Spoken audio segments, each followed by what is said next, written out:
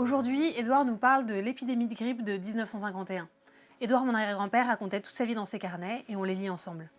9 mars. Claude et Bertrand partent avec la Simca 5 à la Pommeraye puis à Chat-Saint-Pierre. 12 mars. Le garde de Maurice, Sévol Rivière, meurt ce matin à Lurie d'une longue maladie. 13 mars. Monsieur et Madame Dallière et leur fille Thérèse viennent pour 48 heures. 14 mars. Ils repartent avec Bertrand après déjeuner. Maurice arrive. 15 mars. Tout le monde a la grippe. Le jardinier et sa femme, la femme du garde. Au château, Julia a 39,2. Moi, j'ai de la trachéite et de la fièvre. Enterrement de Sévol Rivière. 17 mars. On attaque un 10 corps jeune à la Cordonnière. Il est pris dans le causson près de la Motte-Longuet. Le docteur vient voir tous les malades. Il me prescrit de garder la chambre, etc.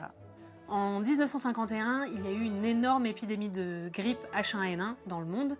La plus forte mortalité, c'était au Canada et au Royaume-Uni. En France, c'était pas au niveau de catastrophe nationale comme dans ces deux pays, mais c'était considéré comme un hiver particulièrement rude pour la grippe. 22 mars. Claude et Margot vont à Orléans. Je vais à Blois chercher Nicole et François, venant de Saumur par autocar à cause de la grève des chemins de fer. À 18h, arrive Bertrand Dallière avec la 203 de son père.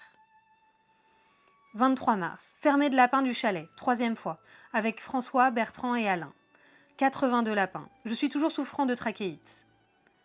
24 mars. Les enfants vont à Bièvre et aux Bruyères. 25 mars. Pâques. Après déjeuner, Bertrand repart en 203 avec Claude par Allières. 1er avril. Alain part pour Paris. On conduit à Beaugency Nicole et François qui rentrent à Saumur.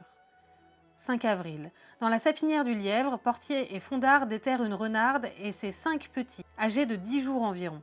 6 avril. À Orléans, enterrement de Monseigneur Courcou. 7 avril.